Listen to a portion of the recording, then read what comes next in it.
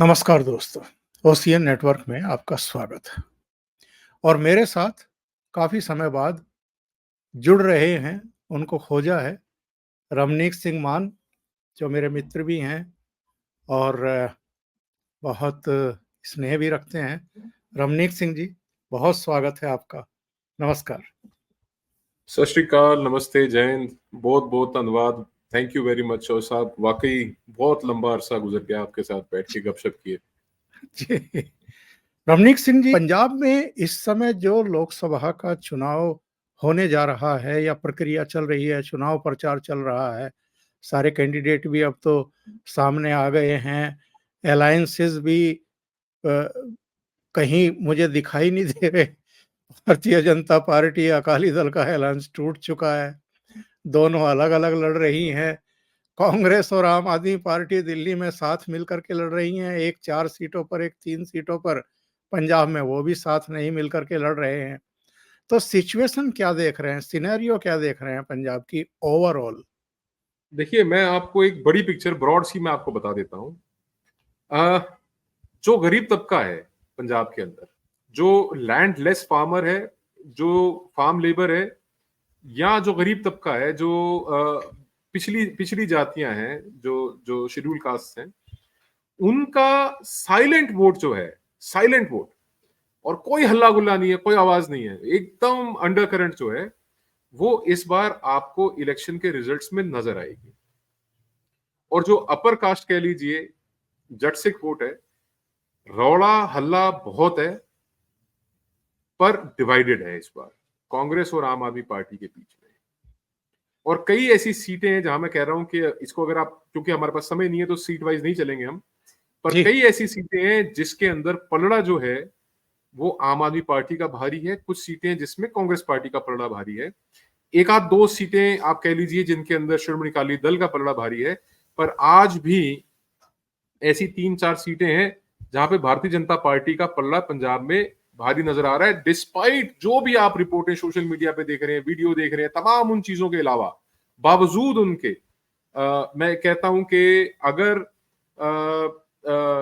लुधियाना के अंदर जो पूर्वांचली वोट है या जो माइग्रेंट वोट है, अगर बीजेपी सिर्फ उसके ऊपर फोकस करे, क्योंकि पिंडा दे विच भी, मतलब जो देहाती इलाका है वहां पे भी माइग्रेंट वोटर हैं, कम हैं, पर जो बल्क वोट है लुधियाना के अंदर, वो कॉलोनीज के अंदर है या शहरी के अंदर है, अगर वो एक तरफ गिरता है तो बिट्टू बहुत अच्छी फाइट में है।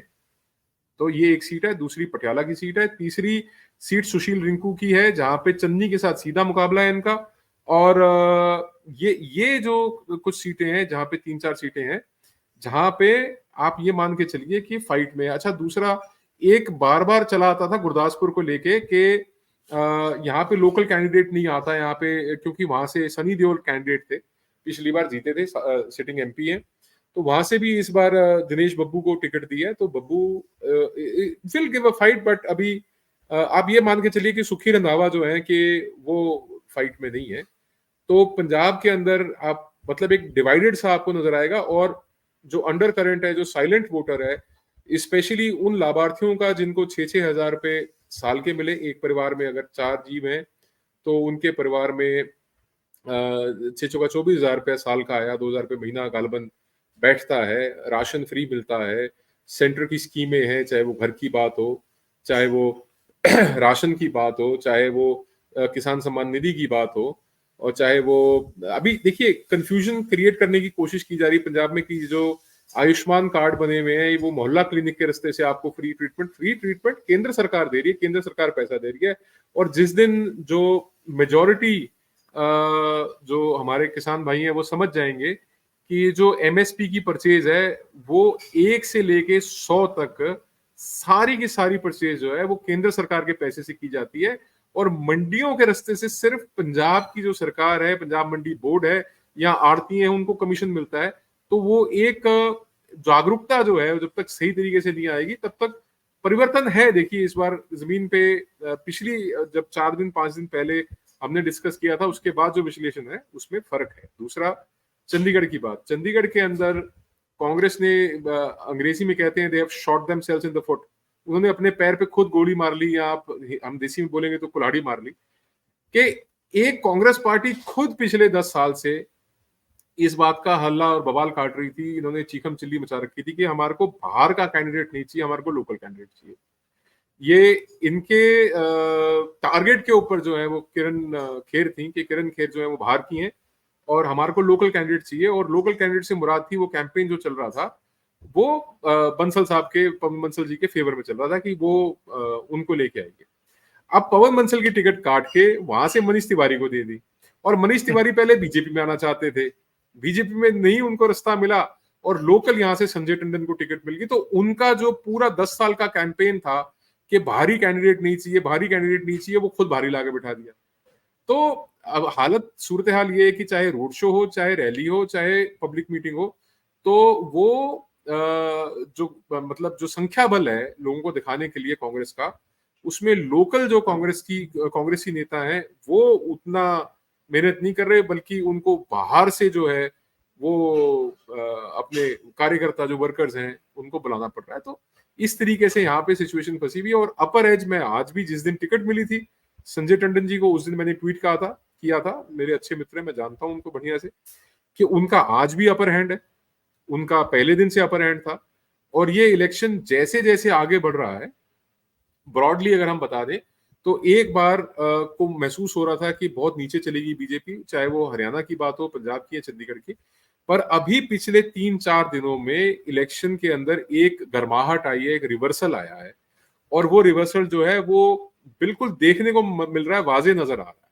और जितने पॉलिटिकल एक्सपर्ट्स हैं, कमेंटेटर्स हैं, जो बहुत नजदीकी से राजनीति को देखते हैं, उन सब की यही ऑब्जर्वेशन है कि इलेक्शन चाहे हरियाणा का हो, चाहे चंडीगढ़ का हो, चाहे पंजाब का हो, उसके अंदर अब गर्माहट आ गई है और अब बदल रहा है इलेक्शन, बदलाव। आपने चंडीगढ़ का जिक्र किया, मनीष तिवारी का जिक्र किया, पहले लुधियाना से, उसके बाद आनंदपुर साहब से, अब चंडीगढ़ से, बार-बार सीट क्यों चेंज करनी पड़ती है इनको? और 2 सीटों के बारे में थोड़ा और बताइए। होशियारपुर में जो सोम प्रकाश की पत्नी को टिकट दिया है, और अमृतसर से जो पूर्व राजदूत तरणजीत संधू पर जो दांव लगाया है बीजेपी ने, तो ये 2 सीटों के बारे में भी थोड़ी-सी जानकारी दीजिएगा। तो गुरदासपुर में क्या है कि अनीता प्रकाश को टिकट दी है गुरदासपुर से। गुरदासपुर में बेसिकली क्या है कि वहां पे जो दलित भाईचारा है वो डोमिनेंट है, और वो ऐसा इलाका है जहां पे बहुत लोग भारत से बाहर बसते हैं, कि एनआरआईज हैं, बहुत सारे लोग हैं। तो वहां पे ये 3 फैक्टर जो हैं आप मान के चलिए, एक तो एनआरआई का फैक्टर, दूसरा जो दलित भाईचारे का फैक्टर है वो, और तीसरा फैक्टर जो है वो आप ये मान के चलिए कि जो बीएसपी है, बीएसपी वहां से हर बार अपना ऑफिशियल कैंडिडेट डिक्लेयर करती है, और हर बार बीएसपी का ऑफिशियल कैंडिडेट है अब वो बिक जाता है। मतलब अगर उसको बिल्कुल स्पष्ट लफ्जों में कहें, और अगर आप उसको बहुत मतलब संजीदगी से और आप सोफिस्टिकेशन से कहेंगे, तो वो जाके किसी और पार्टी के कैंडिडेट को या किसी और पार्टी को अपना समर्थन दे देता है।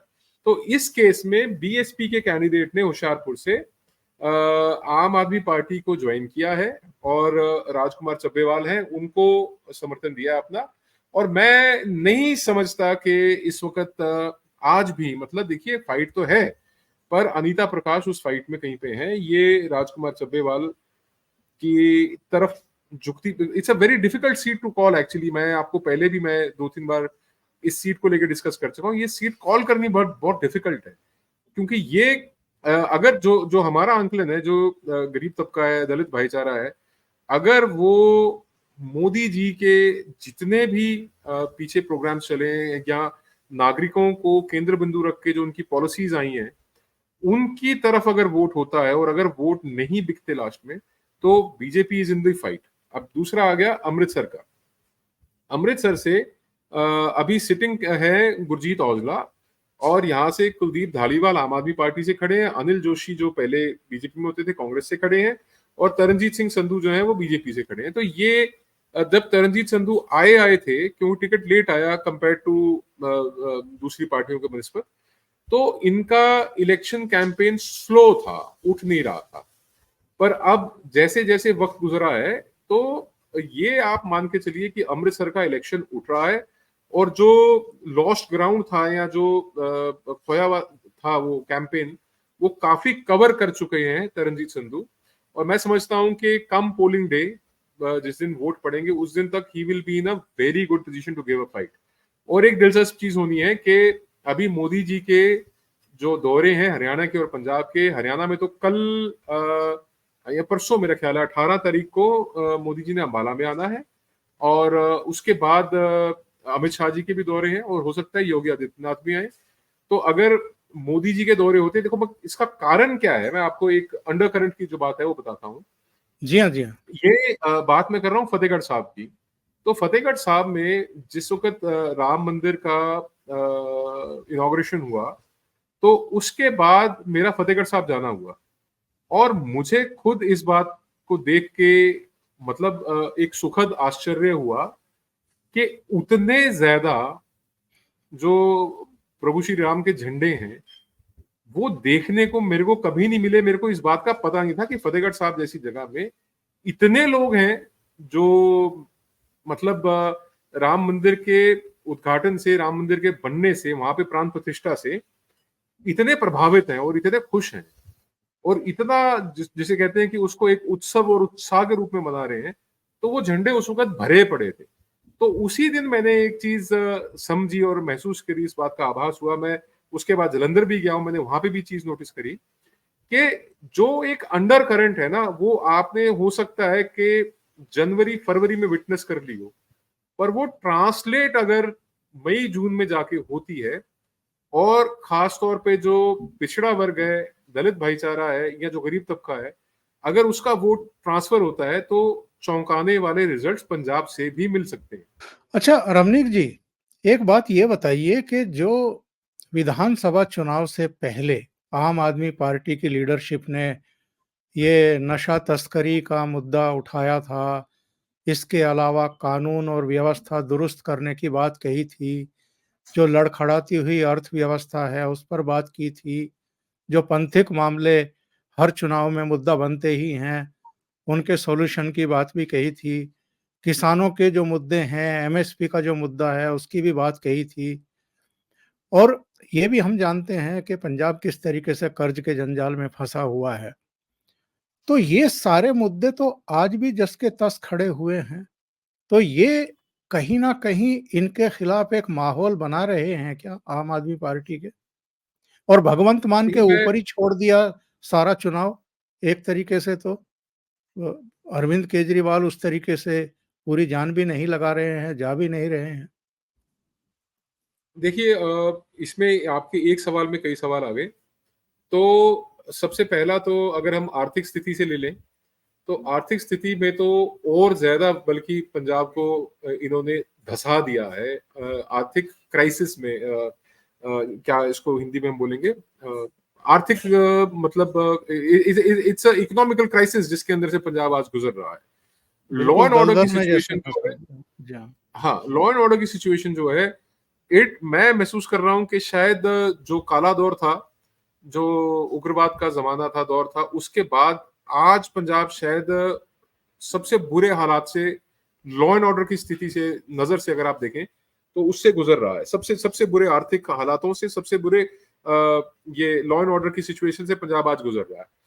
तीसरी बात आपने कही किसानों की, एमएसपी की। तो एमएसपी को लेके भगवंत मान और अरविंद केजरीवाल दोनों का बयान जो है, माफ कीजिए, वो आया कि हमारे पास इसका सॉल्यूशन है, हमारे पास इसका उपाय है, इसका इलाज है, हमारे पास इसका फॉर्मूला है।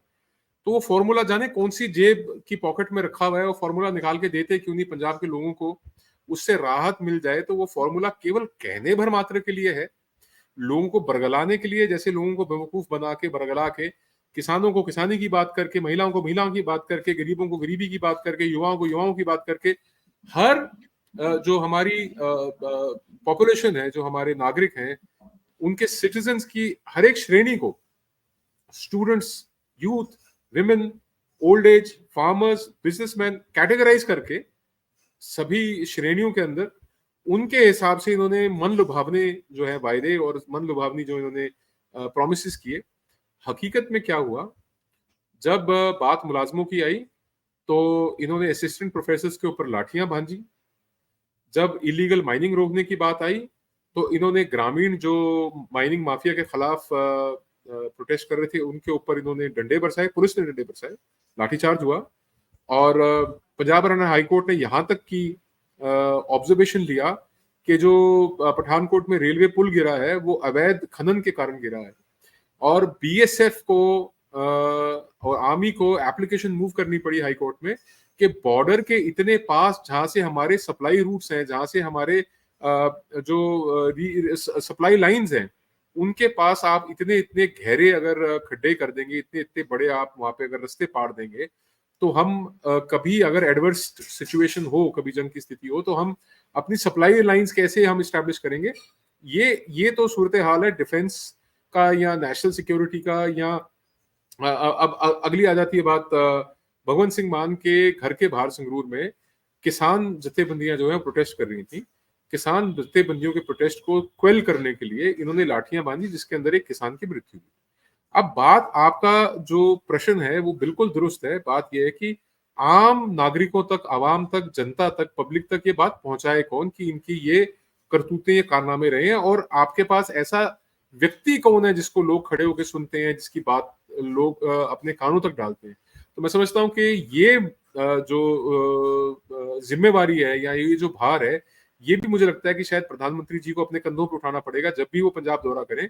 उस वक्त वो इन वायदों को, झूठे वायदों को, जैसे हमारी माओ बहनों को इन्होंने प्रॉमिस किया था कि 18 साल से अधिक जो भी उनको 2000 रुपए महीने की पेंशन लगेगी, उनको पक्का जो फिक्स्ड भत्ता मिलेगा, और स्टूडेंट्स के लिए एम्प्लॉयमेंट अपॉर्चुनिटीज होंगी। तो ये तमाम चीजें जो इनके झूठ हैं वो, और जो इनकी एक करप्ट नीति है, जैसे पंजाब को आज एक जैसे उपनिवेशी ताकत होती है, वो कॉलोनी बना के अपना गुलाम बना के उसको लूटती है, उसके संसाधनों को लूटती है, वैसे ही दिल्ली में बैठे आम आदमी पार्टी के आम नेता, चाहे वो राघव चड्ढा, अरविंद केजरीवाल हो, संजय पाठक हो, ये लोग सब मिलके पंजाब को लूट रहे हैं, पंजाब का खून चूस रहे हैं, पंजाब के संसाधनों को लूट रहे हैं, पंजाब की जो जनता है उनके हक का पैसा जो है वो अपनी जेबों में भर रहे हैं। वो तमाम जो कृत्य हैं, जो कोई भी उपनिवेशिक ताकत जो है कोई भी किसी गुलाम देश के साथ करती है, वो कर रहे हैं। और पपेट जो है वो भगवंत सिंह मान को बना के पंजाब की जनता के सिर पे बिठा रखा है। या तो आवाज बुलंद करें इन औपनिवेशी ताकतों के खिलाफ, इन आज के हिटलरों के खिलाफ, तो बात भी है। और अगर वो चुप रहते हैं, मूक दर्शक रहते हैं, तो निश्चित रूप से पंजाब की जनता जो है वो इन हिटलरों को, औपनिवेशिक ताकतों को अपना जवाब देगी। अच्छा, एक मैं ये देख रहा था बड़े ध्यान से, पिछली बार जो 8 एमपी जीत करके आए थे कांग्रेस के, चलो उनमें से जालंधर वाले की तो डेथ हो गई थी जब राहुल गांधी की यात्रा में वो शामिल थे, और परनीत कौर और रवनीत सिंह बिट्टू जो हैं वो भारतीय जनता पार्टी के हो गए हैं। मनीष तिवारी चंडीगढ़ चले गए। केवल अमृतसर और फतेहगढ़ साहब जो है, इन्होंने केवल 2 जो पुराने हैं वो मैदान में उतारे हैं। लेकिन मैं आम आदमी पार्टी का देख रहा था, 5 कैबिनेट मंत्रियों को इन्होंने टिकट दिया है, जो इस समय भगवंत मान सरकार में कैबिनेट मंत्री हैं। 3 एमएलए को उतार दिया, 3 दल बदलुओं को टिकट दिया, एक कॉमेडियन को दे दिया, करमजीत को।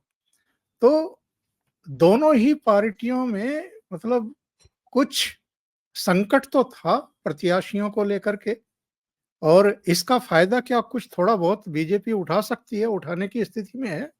और उधर मैं देख रहा था कि सुखबीर बादल की हिम्मत नहीं हुई इस बार इलेक्शन लड़ने की, केवल जो है अपनी पत्नी को ही उन्होंने भटिंडा से मैदान में उतारा है, खुद नहीं उतरे। देखिए, 2 बातें हैं इसमें। एक तो इनके सिटिंग विधायक हैं, उनका नाम है शीतल अंगुरल। शीतल अंगुरल और सुशील कुमार रिंकू जो है, ये भी दोनों आम आदमी पार्टी छोड़ के भाजपा में आ गए। शीतल अंगुरल तो खैर पुराने भाजपा के नेता थे। तो ये सुशील रिंकू जो है ये सिटिंग एमपी है यस अंदर से। जी, उन्होंने भी आम आदमी पार्टी की टिकट मिलने के बाद आम आदमी पार्टी छोड़ी, और उसके बाद भाजपा में आए, और भाजपा से वो प्रत्याशी बने। और ऐसे ही दिलचस्प किस्सा जो है वो शिरोमणि अकाली दल के साथ चंडीगढ़ में हुआ। उनके जो ऑफिशियल कैंडिडेट हैं उन्होंने शिरोमणि अकाली दल बादल छोड़ के, और वो 36 नंबर वार्ड से पार्षद भी हैं, उन्होंने पूरी की पूरी जो चंडीगढ़ इकाई थी श्रोमणी अकाली दल की, वो आम आदमी पार्टी में चंडीगढ़ में मर्ज कर दी।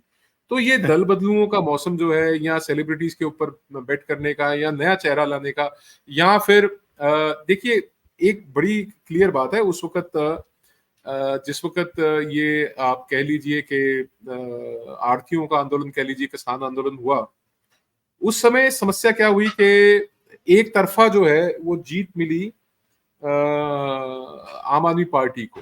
तो उसमें इनके पास कोई भी चेहरा था, चाहे वो स्कूटर मैकेनिक हो, चाहे मोबाइल का रिपेयर का मिस्त्री हो, चाहे कोई टीचर हो, चाहे पटवारी, कोई भी। उस वक्त इनके पास लीडरशिप नहीं थी, इनके पास लहर थी। और जिस वक्त इनके पास लीडरशिप थी 2017 में, उस वक्त ये जल्दी पीक कर गए, बहुत जल्दी पीक कर गए। और उसके बाद एक स्ट्रैटेजिक वोट ट्रांसफर हुआ, वो कहां से कहां गया वो फिर हम आपसे बता देंगे। जी जी। पर जिस वक्त सुच्चा सिंह छोटेपुर, धर्मवीर गांधी, ये बड़े नेता इनकी पार्टी को लीड कर रहे थे, गुरप्रीत गोगी, ये इनकी नीतियों के कारण, ऐसा नहीं है कि केवल कुमार ने या शाजिया ने या उधर दिल्ली के अंदर तमाम इनके नेताओं ने पार्टी छोड़ी है। हकीकत ये भी है कि पंजाब के अंदर भी इनके पास जो मास लीडर थे, या जिन लोगों की मास फॉलोइंग थी, या जिन लोगों को लोग पसंद करते थे, अब धर्मवीर गांधी जो है वो आम आदमी पार्टी से सांसद थे, और वो अब कांग्रेस पार्टी से सांसद ये चुनाव लड़ रहे हैं पटियाला से लोकसभा। पटियाला से, तो पटियाला से ये जी। कीपिंग दी फ्लॉक टुगेदर की बात है। आपके पास लीडरशिप क्राइसिस है। इस बात से ये वाजे होता है कि अगर आपको जो अभी थोड़े दिन पहले चुनाव जीत के और आपने क्लीन स्वीप किया पंजाब को, 93 सीटें लेके आए हैं, तो वही मुख्यमंत्री जब अपनी पार्लियामेंट सीट बाई इलेक्शन में नहीं बचा पाते, और उन्हीं के नेतृत्व में जब आपको अपने विधायक और अपने मंत्री जो हैं अगर आपको लोकसभा के मैदान में उतारने पड़ते हैं, तो उसका मतलब ये है कि उस वक्त लहर थी, उस लहर में वो आपके बहुत सारी आपकी कीलें जो हैं वो उस लहर में फट्टे में तैर गई। पर अब आपकी लहर नहीं है, इस बात का आपको भी इल्म है और इस बात का जनता को भी इल्म है। और जब ये परिस्थिति आती है, तो ये जो छोटी छोटी चीजें हैं, ये बड़ी बारीकी से देखी जाती हैं, समझी जाती हैं। ऐसे ही पंजाब के अंदर कांग्रेस के अंदर भी एक तमाशा हुआ, जिसमें अमरिंदर सिंह राजा बड़िंग को जो है वो आके चुनाव लड़ना पड़ा। वो चुनाव लड़ने के बिल्कुल इच्छुक नहीं थे, और उनके हालात जो है कि वो बहुत इस वक्त ठीक नहीं है। तो ये सिचुएशन ना सिर्फ आप मान के चलिए कि आम आदमी पार्टी के अंदर है, ये सिचुएशन कांग्रेस के अंदर भी है। और आपने ठीक फरमाया कि इस बार जो है जरूरत नहीं हुई सुखबीर सिंह बादल की वो खुद मैदान में उतरे या चुनाव लड़ने के लिए आए। इस बार उन्होंने जो है वो केवल अपने परिवार में से अपनी धर्मपत्नी को ही चुनाव लड़ने की, हरसिमरत बादल को उन्होंने टिकट दी है। तो ये सिचुएशन तो ये पहले किसी वक्त में, मतलब आप पंजाब के अंदर ये मान के चलें कि भाजपा की होती थी। अब वो सिचुएशन आम आदमी पार्टी, कांग्रेस की, श्रोमणी अकाली दल की, सबकी वही स्थिति है। उसी स्थिति में सब उलझे गए। और आपको लगता है कि प्राइम मिनिस्टर के आने के बाद चीजें थोड़ा और क्लियर होंगी पंजाब की? अभी तो हाँ, हर तरफ हाँ, कन्फ्यूजन है, फंसा हुआ सा है मामला। हाँ, फर्क पड़ेगा। विशेष तौर पे देखिए, दो तीन चीजें हैं बड़ी महत्वपूर्ण है कि पंजाब में बाज दफा क्या होता है कि बड़ी सेंसलेस वोटिंग होती है। पंजाब के अंदर ऐसा कि नेशनल सिक्योरिटी मुद्दा बने ना बने, वहां पे इकोनॉमिक ग्रोथ जो है वो मुद्दा बने ना बने, और तमाम चीजें मुद्दा बने ना बने, तो यहाँ पे एक परसेप्शन जो है, जैसे मैं आपको कह रहा था कि ये आड़तियों का, किसानों तथाकथित किसान आंदोलन होने से पहले भारतीय जनता पार्टी पंजाब के अंदर एक बहुत अच्छी स्थिति में, बहुत अच्छी पोजीशन में थी, बहुत फाइटिंग पोजीशन में थी। और बाद उसके जो है आम आदमी पार्टी से बहुत उम्मीदें थी। जब आप किसी को उम्मीद से वोट देते हो ना, तो आप कोशिश करते हो कि आप उसको एक अवसर दो। तो अब 2 साल से अधिक का समय हो गया है, और अब पहला अवसर आया लोगों के पास जब वो अपना गुस्सा, अपना रोष जाहिर कर सकते हैं। और आपने ड्रग्स के बारे में पूछा था, वो बात कहीं रह गई, तो हम नेशनल सिक्योरिटी को लेके या जी। करप्शन को लेके चले गए। आप ये मान के चलिए कि हालात ऐसे हैं कि आपको डोमिनोज का पिज्जा 30 मिनट में मिले या नहीं मिले, आपका स्विगी जोमेटो होम डिलीवरी करे या ना करे, आपकी ओला या उबर की राइड जो है वो समय पे पहुंचे ना पहुंचे, आपके पास होम डिलीवरी जो है वो नशे की बिल्कुल समय पे होगी, बिल्कुल टाइम पे होगी। ऐसा नेटवर्क जो है इस वक्त ड्रग्स का पंजाब के अंदर बना हुआ है। तो स्थिति बड़ी गंभीर है। लॉ एंड ऑर्डर की स्थिति बहुत गंभीर है। और ये जो आम तौर पे लोग समाज में विचरते हैं, चलते हैं, घूमते हैं, और ये हो सकता है कि एक 9 to 5 नौकरी करने जैसा आदमी उसको ये चीजें महसूस ना हो, पर जिनके घरों के बच्चे नशे की लत में हैं, जिनके घर बर्बाद हुए हैं, जिनके बच्चे चाहे वो इलाज के अभाव में या लॉ एंड ऑर्डर न्याय ना मिलने के अभाव में, या वो व्यापारी वर्ग, वो लोग जिनको फिरौतियां देनी पड़ रही है प्रोटेक्शन के लिए, अपनी जान की सलामती के लिए, अपने व्यापार की सलामती के लिए, ये बातें उन लोगों के अंदर बहुत ज्यादा घर कर चुकी हैं कि बिल्कुल नाकामयाब और फेल रही है आम आदमी पार्टी की सरकार। पंजाब को जो उन्होंने किए वायदे थे उनके ऊपर अमल करने में, पंजाब को वापस पटड़ी पे लाने में, पंजाब की तरक्की, उन्नति, प्रगति को, पंजाब के नौजवानों को संभालने में, उनको नशे से दूर लेके जाने में, उनको नौकरियां दिलाने में, उनकी एजुकेशन पे ध्यान देने में, बुजुर्गों के हेल्थ केयर की बात हो, या फिर जो एक यहाँ पे देखिए मुद्दा बहुत बड़ा नहीं है, होना चाहिए था, जो धर्मांतरण का मुद्दा है वो इतना बड़ा मुद्दा नहीं है, होना चाहिए था, पर कई ऐसे मुद्दे हैं जो पंथिक सोच के लोग हैं उनके लिए धर्मांतरण एक विषय है, एक मुद्दा है। और जिस तरीके के हालात जो है पिछले दिनों में पैदा हुए हैं, जहां डिस्टेबलाइज हुआ है, वो है। पर आपने सीधा सवाल आपका वो था कि क्या प्रधानमंत्री जी के आने से कोई अंतर है? तो जो जी। गरीब तबका है वो प्रधानमंत्री के साथ जुड़ाव महसूस करता है, जो पिछड़ा वर्ग है, जो हमारा दलित भाईचारा है, वो प्रधानमंत्री जी के साथ जुड़ाव महसूस करता है। और एक बड़ी विशेष बात है कि जो एक अंडर करंट मैं आपको जैसे उदाहरण दे रहा था फतेहगढ़ साहब का और जलंधर का, जहाँ पे वो तमाम हमने प्रभु राम के जो झंडे देखे हमने, वो एक अंडर करंट है, उसको कभी भी अंडर वैल्यू नहीं करना चाहिए। और अगर मोदी जी के साथ साथ योगी जी का भी अगर 1 या 2 दौरे पंजाब में हो जाए तो वो सोने पे सुहागे का काम करेगा। रमनीक सिंह जी, बहुत आभार, बहुत धन्यवाद आपका। आप जुड़े और महत्वपूर्ण मुद्दों पर आपने चर्चा की। सत श्री नमस्कार। अकाल, नमस्ते, जय हिंद जी। जय हिंद।